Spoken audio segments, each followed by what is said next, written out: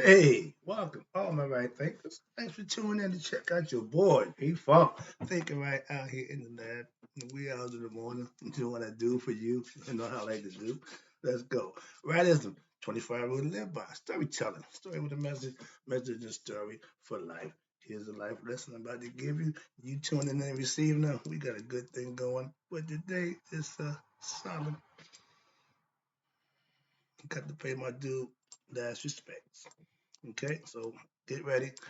Might get a little misty here, but I gotta give my man his due. So let's go.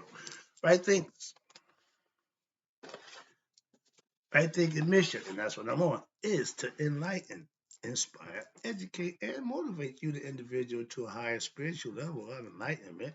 Right thinking's way of life through mental and spiritual discipline daily will help and guide you to your goal of spiritual enlightenment, aka know thyself. That's my mission, to get you to do just that. Your job is to tune in, receive the lessons, and put into effect, and you'll get the results knowing thyself. That's my goal. That's my point. That's my mission. And I'm on it. Let's go. Work with me. Know thyself. If you don't know who you are, tune in. I can help you with that. That's what I do. A person who knows not and knows not that they know not is foolish. Disregard them. A person who knows not and knows that they know not is simple. You teach them. That's why I do what I do for you. I appreciate you too. Stay tuned. I got you. A person who knows not and believes that they know, dangerous. Avoid them. I do. A person who knows but knows not that they know is asleep spiritually. Spiritual alarm clock here to wake you up with knowledge of self. I got you. A person who knows and knows that they know is wise. Follow them. All these persons reside in you. Right thinkers know that self. And to my eye, be true. Right thinkers, I just lost a lifelong friend named Lenn Gardner. I'm gonna do a quick little lesson in memory of my lifelong friend, Lenn. Let's go. Death to a good lifelong friend. It's finally come to an end. But we'll get to that point. Now, our friendship started back in 1967. I was a kid. He's a few years older than me. When I started playing Pop Warner football, and he was friends with my cousin Mickey and Buzzy, so he was in the neighborhood on Kent Street down off of Springfield Avenue. I lived on 18th Street. So I hung out with them coming down the hill. So I was in the neighborhood. Long story short, we became friends. Now, he was a few years older than me, and that was for me, that was the respect I had for him. You got a 15, 16-year-old young man doing what he do, hanging out with 12, 13-year-old kid. So I got to learn my lessons from him. He was my street big brother, okay? Now, we played basketball during the daytime, and we chased the girls at night. He was back up out there. We had to call a wingman. If you don't know what a wingman is a buddy who, when you go to your girl's house, if she got a girl for a sister, the wingman can pick up the slack. Okay, keep them busy, so to speak. Yeah. So yeah, the wingman, and I had a girlfriend who had three sisters. So every time I say I'm going to see my girl, I want to go. I want to go. Okay, come on. They come and shoot their shot. They come and try to look. Nothing. I bought my dude over there. I had to tell a story. I got a few stories I got to tell you about this guy. But he was my man. He got it done. Okay? So that's what we rolled. All right. He was known in the hood. So we played ball over town. Back in them days, you can't go outside your immediate neighborhood and go play and think you're gonna get some rep. Nah, you might have some problems. But when I was with him, he took care of business. We always was all right. Okay, he had my back. We never had an argument because I was the little brother. I always took advice from him. He was that started out like that. I'm always looking up to him, so he always respected me. So when I got older, playing field got a little level, he respected me. And my whole goal was to him to show him, yo, man, I got my stuff together. Yo, I'm doing this. So I always kept him in line, always kept him around in my life. So it's been like that. No tears, no bad feelings, just memories, good and bad, but only bad memories that he ain't here no more. All the other memories I got him ain't no bad memories, so let's go. Yeah, I know when I got the message, excuse me, from our mutual friend. When it said, get in touch with me, I got bad news. I already knew. And at one time, I might have freaked out, and now I'm getting a little misty. But you lose something, it hurts. I don't care how spiritual you are. I don't care. It's a soft spot. Understand that. That's called caring. Call love. Okay. Now, I called to confirm the thought. And yeah, I was right. My dude had passed. Okay, so it wasn't a shock to the system, okay. Now, the feeling of loss, that's the hurt. That initial, he ain't gonna be here no more. Okay, I mean, I don't know so many. Again, that's life. So to act a fool and freak out, I'm not going to do that. I hope anybody else get better at dealing with death of a loved one or friend to make a difference. Just don't freak out. Ah! Ah! Like a damn fool. No, it's life, and death comes to all of us. Act like you've been there before, because you will go there sooner or later, and everybody had a chance to react to you not being around no more. Come on. All right. So understand that. I try to get that quick lesson. So I don't want to see a whole bunch of, no, I'm not doing that. You ain't gonna see me crying. No, it ain't gonna happen. All right. So where we at? The feeling that okay, I lost a good friend. Okay. Now I got to use memory to keep him in, you know, I'm talking, matter of fact, this morning when I went into prayer, dude, I've been talking to him since he passed. You the newest member up there, so I'm talking to you now. So if I wasn't spiritually wise, I would have broke down by now because over 50 years, a long time. It's been a long time, and it seemed quick, but whoa, when it's over, wow. Now you go back and say, yeah, it ain't gonna be there no more. Okay, so you don't miss the way out to the or the water gone. As long as you can get a dribble, okay, I see him every now and then, but when it's gone, that's the finale. Understand that. Now let's go. My memory took over last night and played our life as friends for me. I had a dream. I pretty much controlled the dream state, but because my memory was on him, I dreamed about him. I don't dream about dead people. No, I don't got code for that. But yeah, I had a good dream about the brother. That's all. Now, he was like my big brother. He gave me good life advice.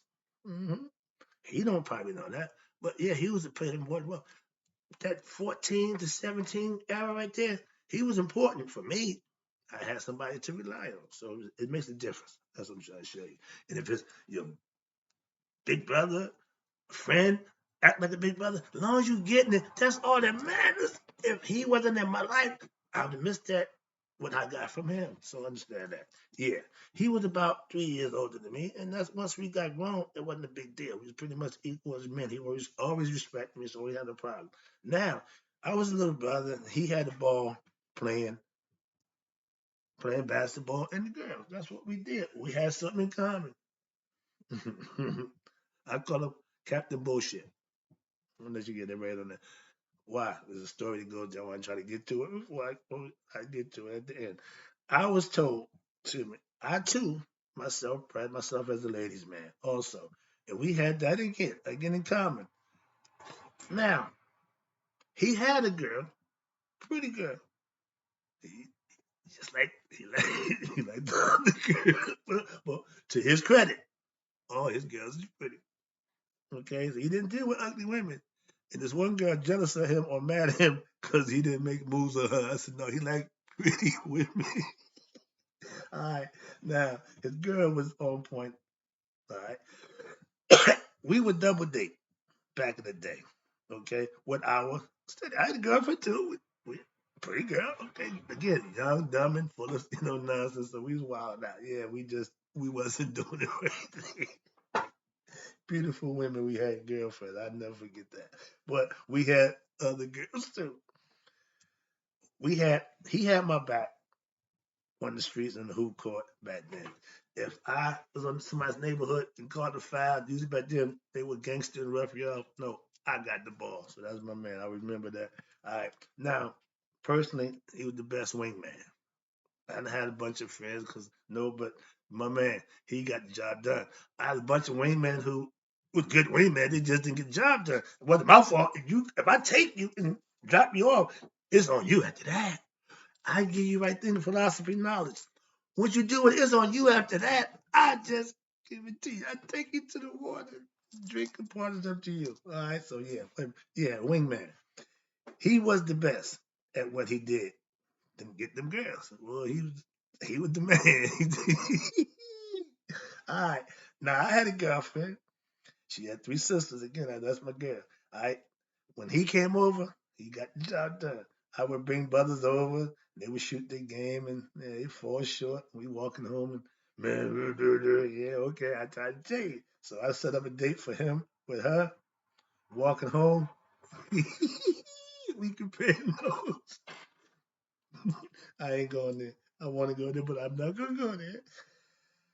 I have many stories about this brother, okay, but I gotta tell you the one. I live on 18th Street between Avon Avenue and Springfield Avenue.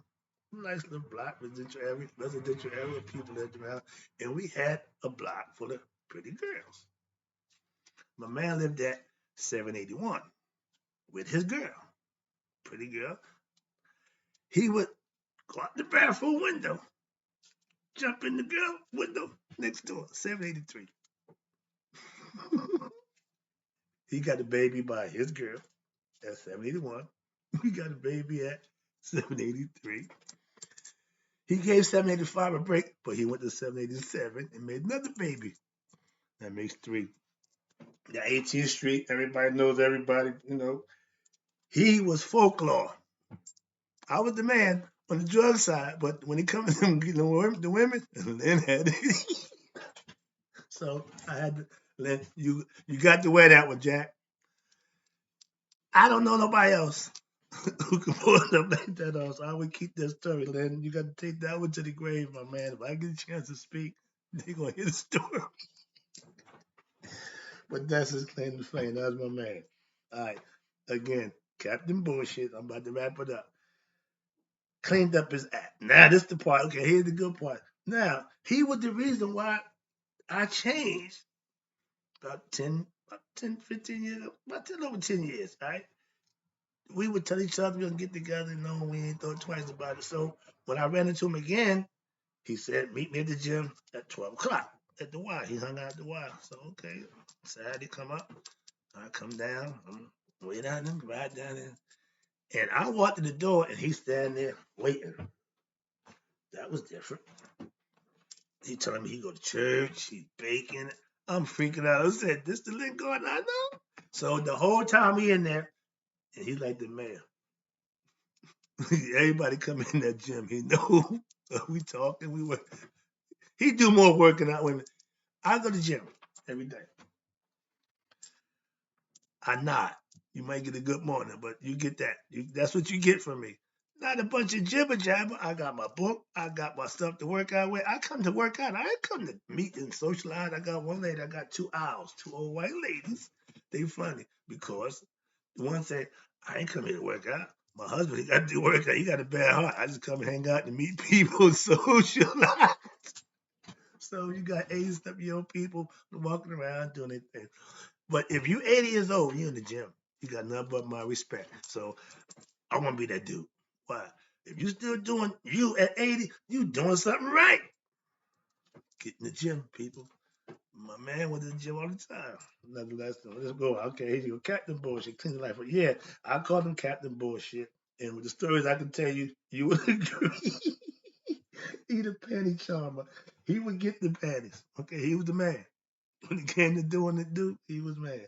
They say you shouldn't lie on the dead man. I ain't lying on my dude. This is all truth, all facts. So I'm never gonna do that. Okay? Where we at? Don't lie on the dead man. No. So I'm telling you the truth about my dude. Okay? I know him. I can speak from what I know. Again, that's what I do for you. I had to tell this story about my dude. He's the legend on 18th Street. I gave a story. Okay, now he got three children, but three different women on the same block. Let's see again. One right next door, and the other one two doors down. I can't imagine what kind of baby mama drama gonna be at this funeral. But I'm just going to observe. Let me wrap this up. I was gonna do this freestyle because I keep everything lined up, so I had to put it together structurally to keep me from being all over the place. So yeah, I was gonna freestyle it, but nah. Plus, I got all emotion and I got caught up in some stuff, so this was better for me to structure to get away. I didn't wrap this up, but thank God. And boy, 2 weeks ago, I got pictured the brother in church with my pastor, and I did a show called Spiritual Reunion. That was came about by me seeing him and my pastor, two old buddies, come together, and it was for me, it was a moment.